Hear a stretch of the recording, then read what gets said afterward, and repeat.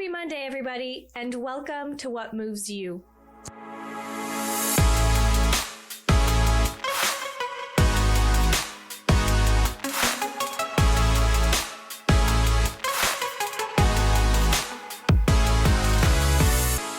Avant de commencer, j'aimerais prendre un petit moment pour remercier le commanditaire de l'épisode d'aujourd'hui, Chalet Village, qui nous a permis d'enregistrer dans leur magnifique chalet. Grâce à eux, tout le monde s'est senti bien et à la maison. Pour voir toute leur offre de chalet, allez visiter leur site web à chalet-village.com. Bonne écoute! Jonathan, bienvenue à What Moves You. Merci beaucoup. Je suis vraiment excitée de t'avoir. Je suis contente que dans ton horaire, on a réussi à le faire rentrer. Ben, merci pour l'invitation, en fait. Je pense que ça va être super intéressant puis plaisant. J'espère. J'ai les droits croisés. Fait que, écoute, je vais commencer un peu dans qu'est-ce qu'on se disait. Là, je veux vraiment apprendre à mieux te connaître toi et ton parcours. Fait que pour ceux qui te connaissent seulement comme Jonathan Audet de Feriol Ski, peux-tu nous donner un petit avant-goût de toi avant Feriol ou dans ta vie personnelle? Qu'est-ce que t'aimes faire? Qu'est-ce qui te motive? Où t'as grandi?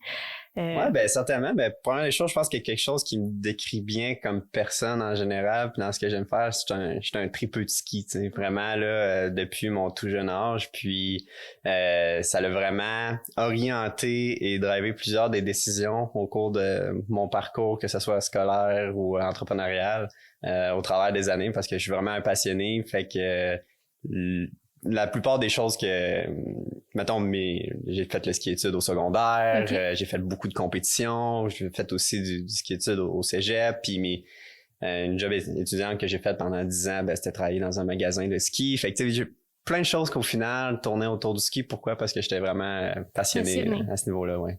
OK. Fait que t'as grandi vraiment ici à Saint-Fériol. Oui, exactement. Moi, je suis natif, en fait, plus précisément de Beaupré. OK. J'ai grandi là, j'ai été au primaire ici, au secondaire ici aussi. Puis en fait, même quelque chose qui est intéressant, c'est comme le ski, c'est comme je dis, le fait que c'était une passion, je me suis découvert là-dedans. Mm-hmm. J'ai eu ma période aussi que j'étais plus orientation athlète sportive. Puis c'est un peu sur ce chemin-là que finalement c'est dessiné la voie de l'entrepreneuriat, en fait, pour différentes raisons, mais notamment que j'ai fini dans mon parcours plus d'athlète par avoir une blessure importante. Je me suis cassé le fémur dans un camp d'entraînement au Colorado. Fait que ça a un peu mis une croix sur l'aspect carrière sportive. Ouais. Puis ben c'est un peu ça finalement que de fil en aiguille là, qui m'a ramené sur le chemin de l'entrepreneuriat, mais en ski encore une fois. OK. Fait qu'à la base, tes études que tu as faites après cégep, tout ça, c'était focus sur la business? C'était plus focus ailleurs? Ça a été quoi avant Feriol, ta carrière? En fait, c'est quand même très drôle dans le sens où mes études, ils ont pas été orientés comme OK pour faire une business de ski. Tu sais, le côté entrepreneurial de la chose a vraiment pris naissance vraiment quand j'ai rencontré mes deux cofondateurs avec moi pendant les études du bac en génie mécanique à l'Université Laval. Fait okay. Avant le bac, là, j'ai connaissais pas. Puis moi, comme type de personne que j'étais avant, j'ai toujours été quelqu'un qui aimait beaucoup la science, j'ai toujours aimé beaucoup apprendre, puis j'aime la résoudre de problèmes, j'aime aussi le côté humain. Puis c'est que initialement, même pendant mon cégep, en fait, mon plan de match, c'était pas de me diriger vers le génie mécanique initialement, mais c'était plutôt de me diriger vers la médecine, aussi fou que ça puisse paraître, là, parce que justement, j'avais le potentiel dossier scolaire qui me permettait de rentrer là, mais fondamentalement, justement, pour aller chercher le côté humain, le côté faire une différence autour de soi, le côté résolution de problèmes un peu scientifique derrière, ben c'était vraiment des choses qui m'interpellaient puis que j'ai encore de l'intérêt pour aujourd'hui, mais finalement, j'ai pris une orientation plus c'est vraiment intéressant. Puis par curiosité, parce que j'ai un peu dippé mes taux dans l'eau de l'entrepreneuriat aussi, pour toi, genre le choix de partenaire que tu as fait, y a-tu un moment genre que tu t'es dit, ou c'était une série de moments peut-être que tu t'es fait, ouais, je peux faire confiance à ces gars-là, puis ils me laisseront pas tomber, genre je trouve que tu sais ça peut vraiment super bien fonctionner des fois ou vraiment genre fucké ben raide. Ouais.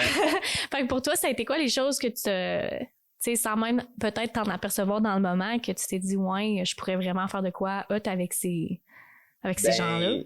Les visions communes, les valeurs communes, puis encore plus fondamentalement à ça, je te dirais la complémentarité de nos forces et faiblesses et de nos intérêts. Puis ça, c'est super important parce qu'on s'entend, tu sais, quand on démarre une entreprise, je veux dire, le choix de ses associés, c'est quasiment une des premières choses qu'on fait avant même que tu aies quelque chose de concret entre les mains. Puis après ça, ben, c'est quelque chose que tu es un peu forcé d'évoluer avec. Tu sais, on finit par signer ce qu'on appelle une convention d'actionnaire. Ouais. C'est comme légalement, c'est comme un contrat de mariage, dans un certain sens. Fait que on va vivre ensemble pour le meilleur et pour le pire. Fait que, tu sais, c'est pour ça, s'assurer dès le départ qu'on va avancer avec les bonnes personnes et pour les bonnes raisons. Mais dans le cas de Félix et de Étienne, ça a vraiment cliqué à tous les niveaux. Puis justement, même si on était les trois en génie mécanique à l'Université Laval, nos backgrounds étaient tellement différents que c'est un peu ça qui explique qu'on a des forces, faiblesses et intérêts complémentaires.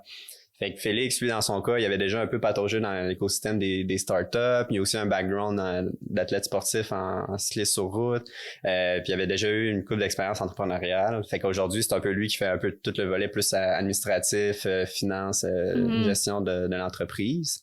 Étienne, lui, de son côté, là, c'est un gars là, super autodidacte qui fait des projets, un gars super technique et tout. Fait qu'aujourd'hui, ben il y a un gros morceau de la R&D qui est dans sa cour, prototypage. C'est notre lab qu'on a ici à Beaupré, ben c'est comme son lab, là, tu sais. OK. Puis moi, ben je suis pas mal le gars de ski, je dirais. Fait que c'est moi qui design les skis, c'est moi qui conçois les produits, mais je suis aussi en charge des ventes de par mon background de vente, justement. Puis je m'occupe aussi beaucoup du développement des affaires et tout. Fait que le fait qu'on parle tout le même langage de génie mécanique, on se comprend, on peut se challenger nos idées et tout ça, mais au final, on pense quand même différemment, ce qui fait en sorte que ça fitait super bien. Là. Fait que le splittage des rôles, c'est vraiment fait de manière naturelle. Wow, c'est vraiment intéressant. Puis je pense que c'est super pratique parce que des fois, tu sais pas qui choisir. Puis dans votre cas, c'était très organique, là. Ouais, c'est ça, exact. Dans le moment là où que vous avez vraiment...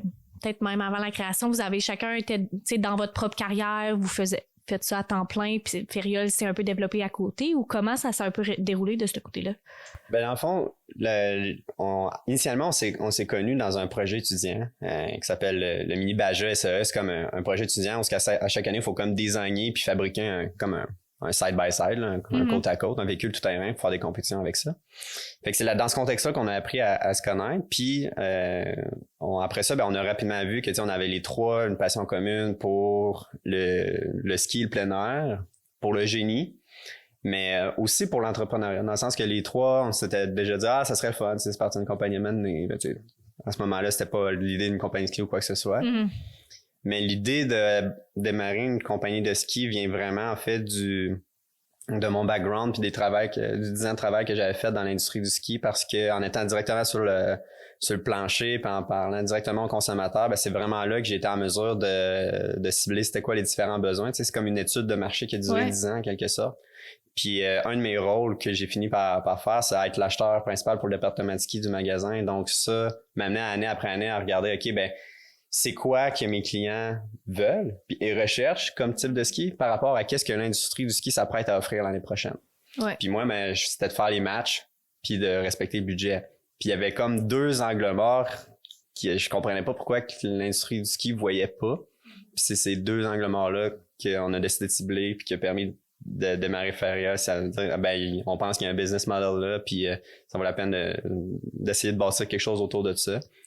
Fait que le premier, c'était par rapport à tout ce qui est comme le côté éco-responsable. Tu sais, on retourne il y a 4-5 ans, les compagnies de ski s'en foutaient complètement de tout ce qui était environnemental, malheureusement. Mais là, c'est en train de changer, heureusement.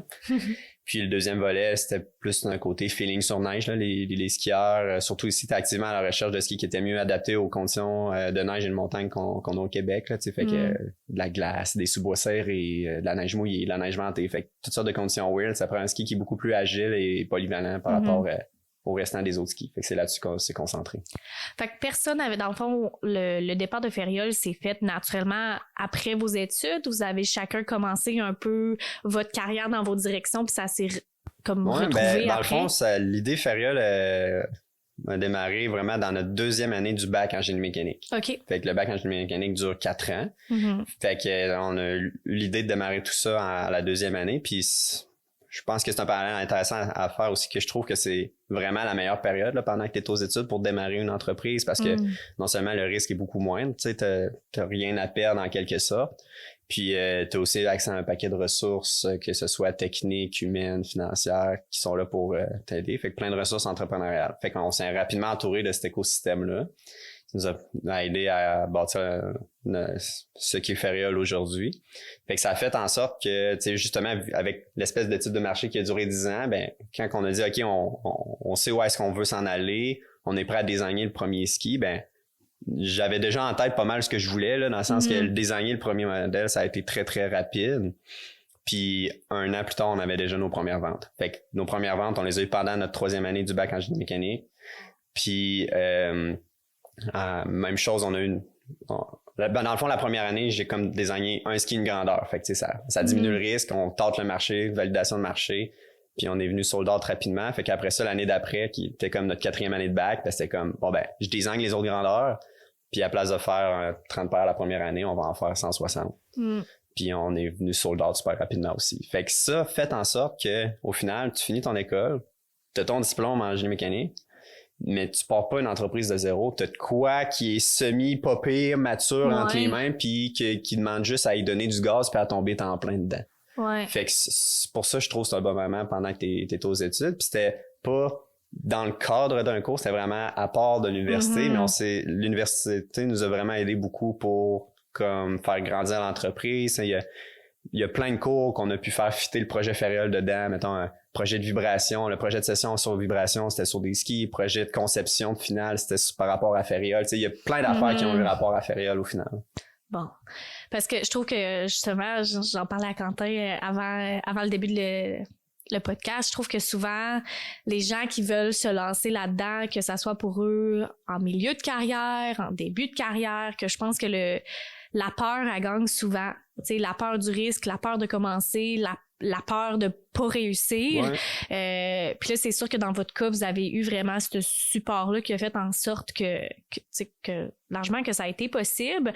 Y avait-tu quand même la peur? Y avait-tu quand même du risque associé là-dedans? Puis, tu sais, pour quelqu'un qui écoute, qui dit, ouais, tu sais, j'en ai une idée, puis je veux me lancer, mais je suis pas certaine comment faire, puis peut-être que je suis pas dans l'université, ou peu importe la peur, comment toi, vraiment, t'as géré ça, puis... Ben, c'est sûr qu'il y a un risque, puis ça peut être vraiment épeurant. Là. Je dirais, là, ce qui est le plus important, c'est de faire le move au début, de dire « OK, je le fais ». Ça, c'est tough. Puis d'assumer que tu le fais à soi-même puis aux gens autour de soi, c'est vraiment un gros morceau parce que t'expliques ton idée de projet, puis là, tu sais jamais sur quel genre de réaction des gens que tu peux tomber. Tu sais, t'as des gens qui croient en toi, il y a des gens qui te le disent pas, mais ils croient pas en toi. Fait que, tu sais, c'est un peu gérer tout ça, mais je pense que le gros move qu'on a su faire dès le début, c'est, dans le cas, ça a été d'aller voir Entrepreneuriat U-Laval à l'université, qui est comme l'incubateur d'entreprise sur place, puis c'est eux, ils nous ont rapidement mis en relation avec notre conseillère entrepreneuriale qu'on a encore aujourd'hui, qui a un paquet de ressources qu'on bénéficie encore aujourd'hui, puis comme je dis, c'est à la fois sur le modèle d'affaires, réfléchir autrement, des stratégies, ça nous a aussi donné accès à des bourses, des choses comme ça, puis c'est des choses qui permettent de regarder avec un pas de recul les différents éléments, challenger certains points, ce qui fait en sorte que ça dérisque la patente, t'as un meilleur portrait puis une meilleure idée de où est-ce que ça peut potentiellement s'en aller parce que t'as aucune idée à ce moment-là, tu sais. Fait dire, OK, ben, tu sais, puis là, t'essaies de bâtir quelque chose qui est intelligemment pour pas dire, OK, ben, je produis genre 1000 skis demain matin puis on regarde ce qui se passe. Non, nous, on était vraiment étape par étape, valider le marché. Puis comme, au final, ben, mettons, nous, qu'est-ce que ça a pris pour partir Ferial au final? Chaque cofondateur, on a mis $5,000. Fait qu'on s'entend, 5 000 $, quand t'es un étudiant, c'est beaucoup d'argent. Ouais. On est tous pauvres quand on est étudiant ou presque. Là. Fait que je veux dire, c'était beaucoup d'argent. C'était un gros move qu'il fallait être prêt à perdre ces 5 000 $. Mais là, le défi après ça, c'est parce que au total, ça fait 15 000. Mais 15 000, quand t'es une entreprise, là, tu le dépenses en claquant des doigts. Là. Fait que c'est d'où la notion d'apprendre à faire beaucoup avec peu, puis dès le jour 1, d'être très de bien réfléchir chacune des dépenses qu'on fait puis de s'assurer que ça nous emmène dans la bonne direction parce que tu sais au final on aurait pu perdre cet argent-là si on avait fait les mauvais moves. Là. Puis y a-tu pour toi personnellement, parce que j'imagine que tu peux pas vraiment parler à la place des autres cas, mais ça a été quoi pour toi le moment déclencheur que tu t'es dit il faut absolument que je m'en aille dans cette direction-là? Il y a pas, tu sais, genre, pas que je vois pas d'autres alternatives, mais je suis sûre que c'est ça que je veux faire, là, puis il faut que j'aille de l'avant avec ça d'une façon ou d'une autre, là. Ben, tu sais, au final, ben, c'est une bonne question parce que, mettons, dans la première année, c'était beaucoup élaborer le projet puis tout. Puis tu sais, tant que t'as pas tes premières vraies ventes, c'est moins concret en quelque sorte. Mais là, après ça, quand tu mets des sous dans le projet, ça, c'est un autre niveau de concret, mais le gros mot, je pense, c'est quand tu commences à avoir des ventes, tu dis, OK, oups, là, il y a quelque chose, tu sais, qui se passe. C'est peut-être pas juste un projet entrepreneurial sur le site pour, comme, voir que ça donne, mais c'est peut-être plus sérieux et réel qu'on le pense. Puis, moi, ce qui me fait prendre un 2 minutes, là, puis qu'encore aujourd'hui, c'est comme, quand que je m'en vais skier, mettons, Mont-Saint-Anne ou whatever, puis que je croise des gens qui ont des fariales dans les pieds, c'est genre, c'est malade le feeling, tu sais, c'est une de nos réelles récompenses, puis encore plus quand les gens, genre, ils viennent me voir, puis ils disent, ah, t'as des férioles, ils disent, en tout cas, moi, je capote sur les miens, puis tout, puis là, ils savent pas que c'est moi, puis ils sont comme, toi, t'aimes-tu tes skis, tu sais, je suis comme, ben là. C'est ça, j'ai les skis. Ah, ils sont corrects, là. Mais, tu sais, sans face de voir qu'on fait triper des gens avec nos produits, c'est malade, puis ça c'est vraiment craquant. Ah, j'en doute même pas. Puis c'est vrai, là, puis ça fait juste continuer à grossir pour toi, puis c'est incroyable, là. Puis je pense que justement, en tout cas, moi, dans mon cas, dans les petits projets par-ci, par-là que j'ai fait à travers mes études, puis les choses qui ont pas vu la lumière du jour, moi aussi, je le vois, la connexion entre la motivation, entre, tu sais, qu'est-ce que ça va faire pour les gens de faire quelque chose de même, puis c'est vraiment magique. Puis, est-ce que, genre, dans tout le départ, tu voyais ça vraiment comme ta carrière? Est-ce qu'il y a quelque chose, tu sais, est-ce que tu as dû mettre quelque chose d'autre de côté pour que ça puisse prendre réalité? Ben, quelque chose d'autre de côté, je dirais oui, dans le sens qu'initialement, en génie mécanique, qu'est-ce qui m'a un peu amené là, c'est que, ben, comme je dis, je suis quelqu'un de curieux, j'aime un peu tout ce qui est science, j'aime créer, faire une différence. Puis j'ai toujours bien trippé sur un peu tout ce qui était aussi aviation et tout, là. Fait qu'au début, je voulais vraiment m'aligner, faire une carrière de plus ingénieur mécanique, mettons, dans tout ce qui est le domaine un peu soit aérospatial, aéronautique, tout ça. Puis j'ai fait des super stages que j'ai vraiment aimés chez Pratt & Whitney Canada, qui est les moteurs d'avion à Longueuil, tout ça. Fait que même si j'aimais beaucoup ça, ben, il y a un peu ce volet-là que j'ai dit, OK, ben, faut que je mette ça un peu de côté. Tu sais, c'est un peu comme la tienne. Je demeure avoir un super intérêt pour ça, de par curiosité pis tout. Mais d'un point de vue focus, il faut que je me concentre encore plus sur le ski, là. Puis au final, ben, parler de ski à l'année, moi, ça me dérange pas. Puis, pour prendre un peu de recul, on s'en parlait un peu au début, mais je trouve que surtout de nos jours, l'entrepreneuriat, c'est un peu devenu un buzzword. On voit ça vraiment un peu glamour. On voit souvent juste le beau.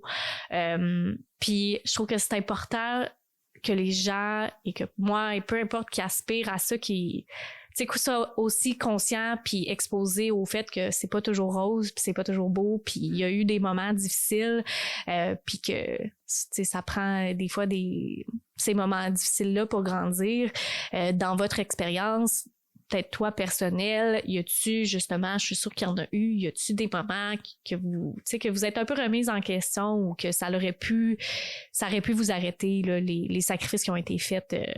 Ben écoute, première des choses, l'entrepreneuriat, c'est qu'il y a des hauts et des bas. OK? Puis, tu sais, souvent, ce qu'on entend parler, c'est beaucoup les hauts. Puis, tu sais, comme nous, on a eu la chance d'avoir une coupe de prix, une coupe de reconnaissance. Puis, c'est du beau rayonnement. Puis ça, c'est vraiment trippant. On n'en revient pas à chaque fois qu'on a la chance de remporter ce genre de prix ou reconnaissance-là. Mais souvent, quand il y a des bas, c'est pas quelque chose qu'on médiatise, puis c'est pas quelque chose que, tu sais, on parle de manière ouvertement autant que les succès, mais c'est sûr qu'il y en a, puis tu sais, des défis, ben, il peut y en avoir tout le temps, que ce soit au niveau financier, au point de vue technique, tu sais, dans tous les volets de l'entreprise, il y a du cassage de tête à avoir, puis tu sais, ce qui est, mettons, au point de vue personnel, ce qui est difficile, c'est comment jumeler tout ça avec ta vie personnelle aussi au final. Tu sais, je veux dire, c'est vu que l'entreprise, c'est en quelque sorte une bonne partie de ta vie, ben comment tu fais pour arriver à la maison le soir, puis tu sais, pas ramener tes défis, puis ton cassage de tête, puis tes problèmes en quelque sorte à la maison, puis fait que tu sais, comme moi j'ai la chance d'avoir une blonde extraordinaire qui me supporte beaucoup tu sais, dans tout ça, puis tu sais, qui va toujours être là pour moi, puis qui a fait beaucoup de sacrifices pour que Ferrell puisse exister, dans le sens que tu sais, Je suis souvent parti, parti même souvent hors Québec, fait que puis même souvent faut que je travaille le soir, ça arrive souvent que j'ai dû travailler les fins de semaine, fait que tu sais d'être super comme compatissante avec ça puis de me supporter là-dedans, ben tu sais ça fait toute la différence. Puis après ça ben c'est de bien aussi s'entourer, fait que d'abord oui ma blonde, mais après ça on a nos familles, nos amis qui tu sais des fois de juste parler des défis qu'on vit, puis ça fait juste du bien parce que des fois on se sent un peu ça quand on est entrepreneur, dans le sens que les vrais défis concrets là, la plupart du temps on en parle entre associés, oui, mais après ça à qui d'autre on peut en parler, tu sais, je veux pas, oui des fois j'en parle à ma blonde, mais je veux dire je veux pas l'aborder avec ça pour autant, tu sais, puis après ça ben c'est pour ça au final, on s'est entouré de coachs, de mentors à qui on peut avoir un avis externe puis discuter de nos enjeux, de nos défis, ce qui nous tracasse, ce qui nous empêche de dormir le soir de temps en temps, mettons. Ouais. Puis, fait que là, c'est ce qui est vraiment intéressant, c'est que, tu sais, on a comme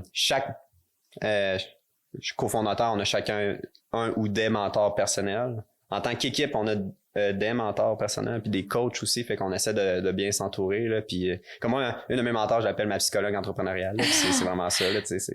Puis ces ressources là, c'est à force de les connaissances que vous les avez eues, c'était à travers l'université pour quelqu'un qui est peut-être à la recherche de ces ressources à travers l'université là, tu sais en fait des organismes en entrepreneuriat, il y en a plusieurs, puis on est vraiment chanceux au Québec d'avoir ce genre d'écosystème là, puis je pense qu'il faut en bénéficier, puis fondamentalement, faut pas avoir peur de demander de l'aide là. Tu sais, je veux dire, c'est un sujet qui est un peu tabou, mettons, juste tout ce qui est comme santé mentale, santé psychologique, en entrepreneuriat et tout, mais il y a des ressources qui sont dédiées pour ça, puis quelqu'un qui en a besoin, il y a aucune gêne ou à aller chercher ce genre de ressources-là pour s'entourer des bonnes ressources, des bonnes personnes, parce qu'au final, on est humain comme tout le monde aussi. Ouais, là, c'est clair, c'est clair.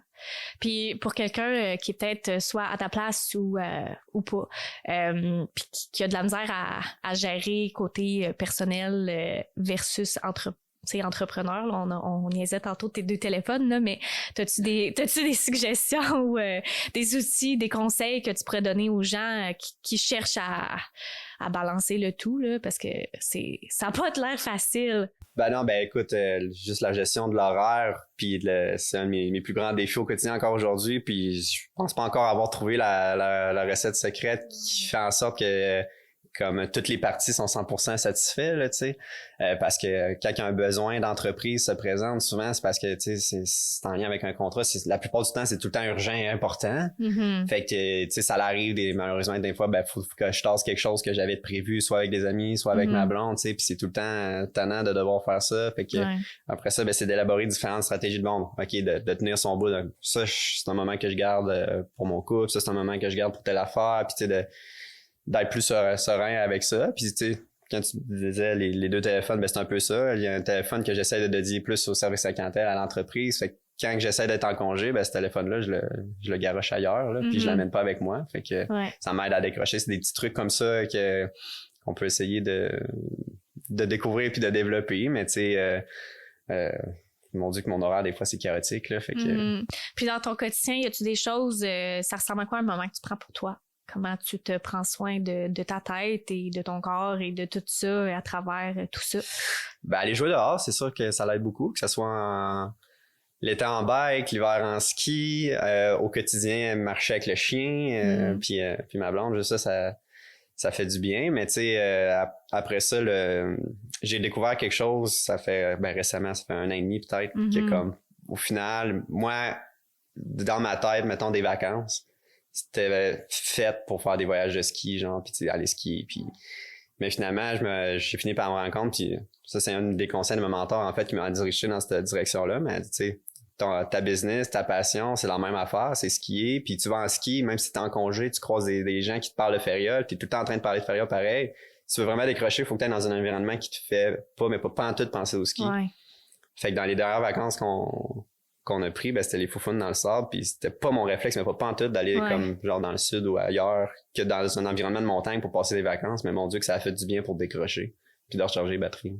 Non, effectivement, t'as bien raison. Puis je trouve que c'est drôle parce que ça va pas nécessairement à ton exemple de vacances, mais tout le monde te dit si t'es pour être entrepreneur dans quelque chose ou t'es pour te lancer ou faire une carrière ou même si t'es pas entrepreneur, de faire quelque chose qui te passionne puis c'est drôle parce que c'est le plus important parce que on fait des heures sans compter là. Je veux dire, tu sais, des semaines de plus de 80 heures, on en a fait toutes plusieurs, mais on le voit pas parce qu'on aime ça puis on tripe puis on sent qu'on est en train de bâtir quelque chose de vraiment nice puis intéressant, mais si t'es pas passionné, mais mon Dieu, ça c'est un autre défi, là. Ouais, c'est juste drôle que c'est tellement important cet aspect-là, mais après ça, à l'inverse, après ça, de décrocher ou de penser à autre chose, c'est un peu ironique et contradictoire, mais ouais. C'est tough. C'est vraiment tough. Fait qu'écoute, merci de ton honnêteté, hein. Je sais que c'est pas tout le monde qui veulent en parler tout le temps, puis c'est vraiment apprécié. Puis là, je m'en vais un peu complètement dans une autre direction, mais je pense que... gauche. Ouais, mais ça reste un peu dans notre thème. Souvent, justement, comme on vient de se parler, puis à travers le podcast, on parle, ça s'appelle évidemment What Moves You, le podcast, puis je trouve que clairement, là, avec la conversation qu'on a eue, on voit les grosses choses qui résonnent dans ta vie, qui te motivent, qui te donnent le goût de te lever le matin. Puis souvent, je pense qu'on focus vraiment sur ces grosses choses-là, puis c'est important, mais on oublie que les petites choses, des fois, ça peut vraiment avoir un gros impact sur le quotidien, sur ton happiness, puis toutes les choses. Fait que pour toi, si j'étais pour te demander justement, c'est quoi ces petites choses-là que tu fais pour toi-même à tous les jours, une fois par semaine, ça serait quoi ça pour toi? Si je te demande what moves you dans ce contexte-là. Ben, faire triper puis faire une différence autour de moi, là, c'est pas mal ça. Un peu comme faire du pouce ce que je disais tantôt, tu sais, quand j'étais en ski puis je vois quelqu'un qui tripe avec nos skis ou je reçois un courriel ou un texto avec des photos puis les gens, ils ont le sourire fendu jusqu'aux oreilles, là, ça, c'est vraiment trippant puis ça me donne l'impression, non seulement je fais triper quelqu'un, mais je fais une différence dans leur vie à petite échelle, si on veut. Mais après ça, en termes de vision d'entreprise, ça se retrouve aussi parce que, je veux dire, chaque geste que tu fais en tant qu'individu, ça a un reach, mais un reach limité parce que tu es un individu. Mais quand tu fais le même geste en tant qu'entreprise, tu reach beaucoup plus de monde puis tes impacts sont décuplés. Fait que c'est un peu le raisonnement aussi qui nous amène à vouloir faire les choses différemment puis mieux, mettons, du côté éco-responsable avec notre entreprise puis d'être socialement impliqué. Fait que, tu sais, le développement durable est très comme au cœur de notre modèle d'affaires, mais c'est aussi un peu ce qui nous drive, puis c'est même aussi ce qui a fait en sorte qu'on a voulu lancer notre deuxième entreprise, qui est Ferial Technologies. Tu sais, on a le côté ski, mais on a le côté technologique aussi. Puis l'idée derrière, c'est un peu ça, c'est de dire, ben, OK, c'est cool avec les skis, mettons, on fait des skis plus éco-responsables. On a un impact positif sur l'environnement, disons, sur 1000 paires de skis par année.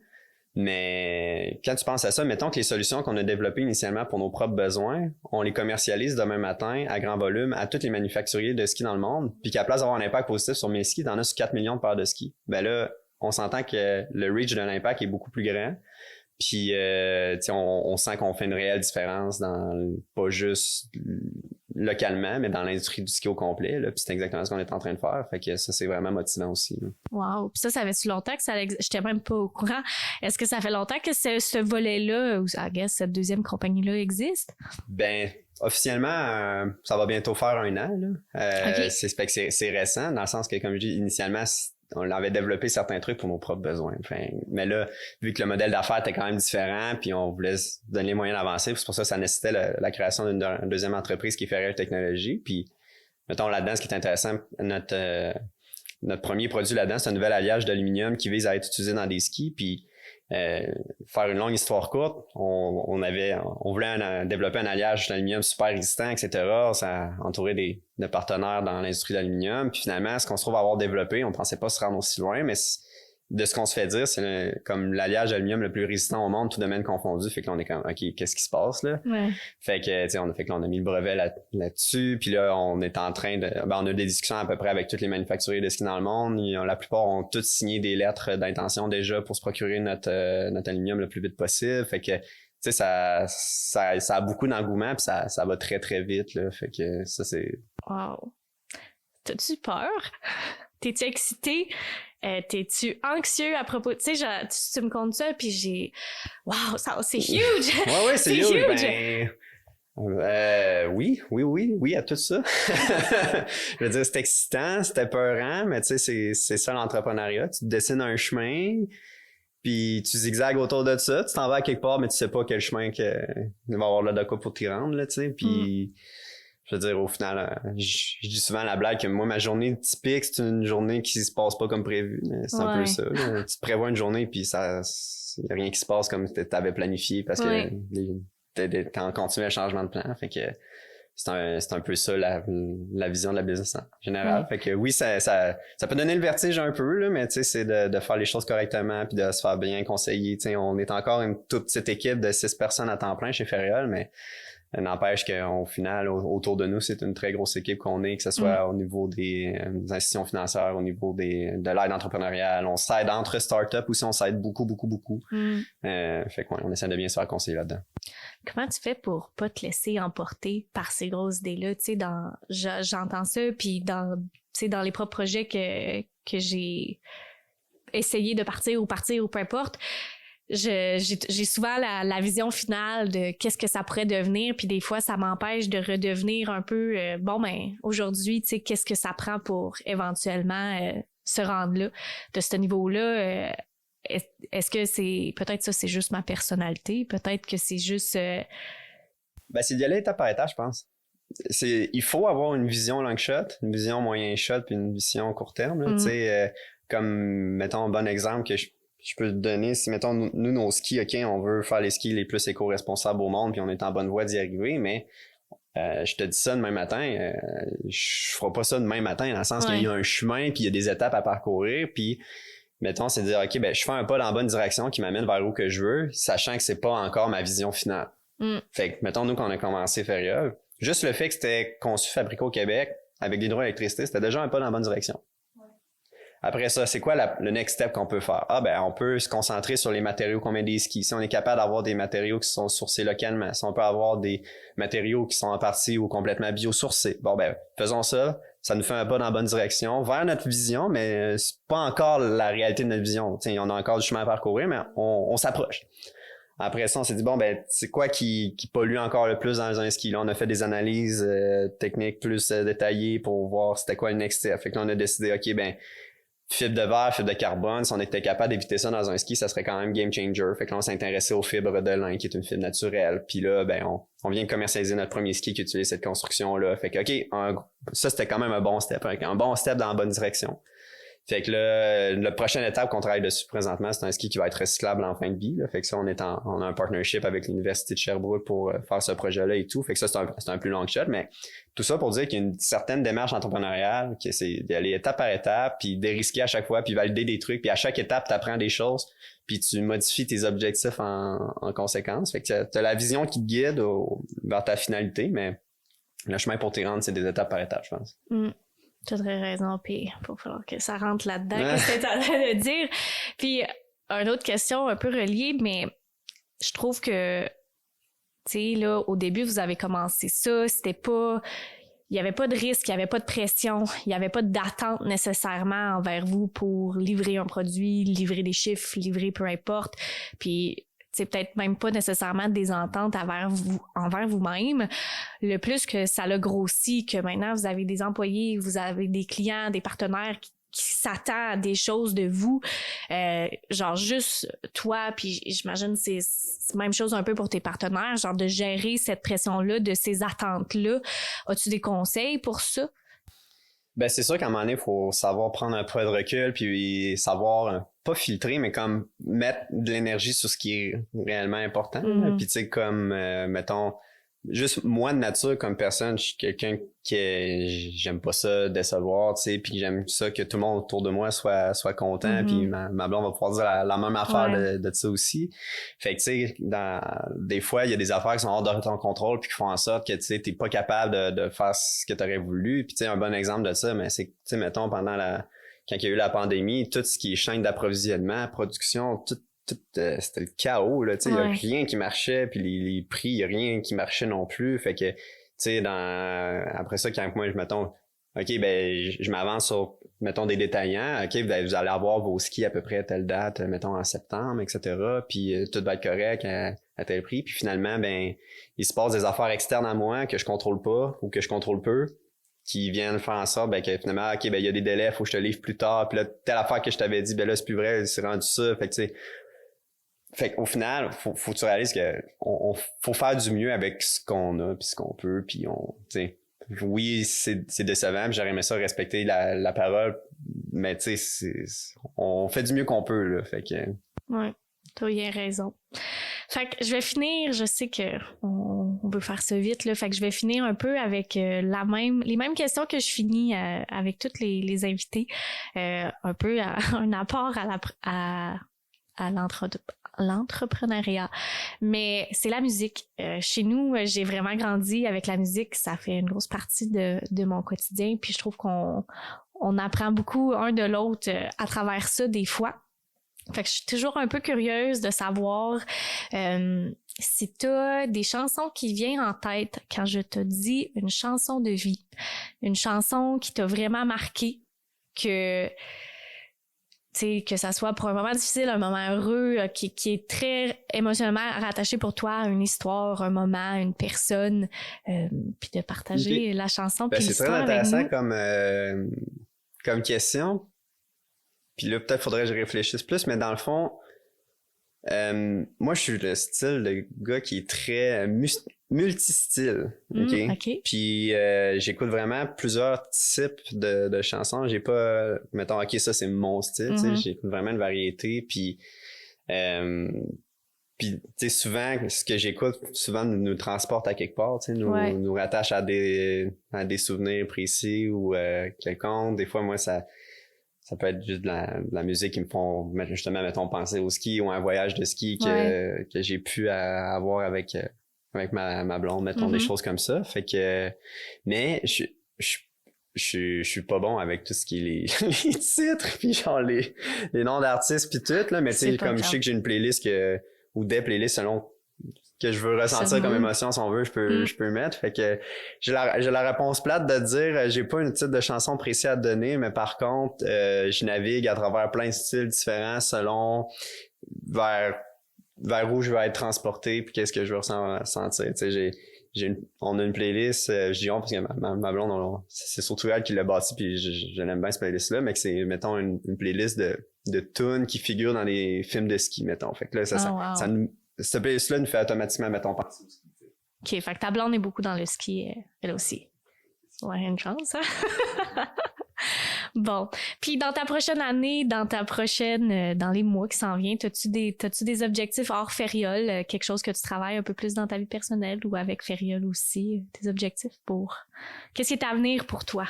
Ben écoute, en fait, ça se passe présentement, là. Ma blonde et moi, on vient d'aménager dans une nouvelle demeure. Fait que, tu sais, c'est de construire, bâtir chez nous à notre image, puis d'avoir un milieu de vie dans lequel on va pouvoir triper puis s'épanouir. Puis après ça, ben, des voyages, puis des choses comme ça ensemble. Là. Fait que, tu sais, de retomber en mode un peu, justement, penser un peu plus à nous et à moi.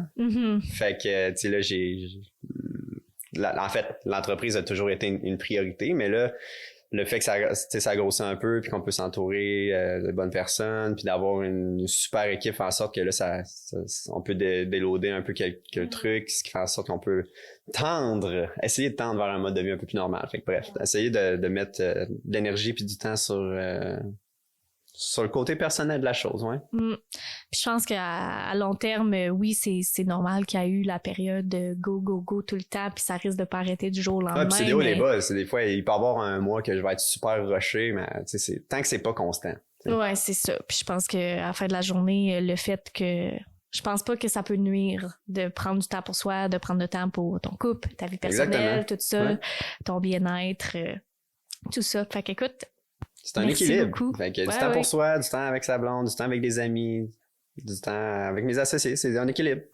Amen. Fait qu'écoute, sur cette note-là, je pense que ça fait le tour. Merci beaucoup pour ton honnêteté, ton temps. Puis pour ceux qui savent pas où te rejoindre ou qu'après cette conversation-là veulent vraiment avoir une paire de skis Fériole, c'est où qu'ils peuvent aller te trouver? Ben écoute, dans la région ici, c'est Ski Michel là, qui est vraiment un super point de vente pour s'en procurer. Sinon, ils peuvent aller visiter notre site web feriole.ca, puis on a un bon service à la clientèle, là, fait qu'on devrait être correct. Merci beaucoup, j'ai vraiment apprécié.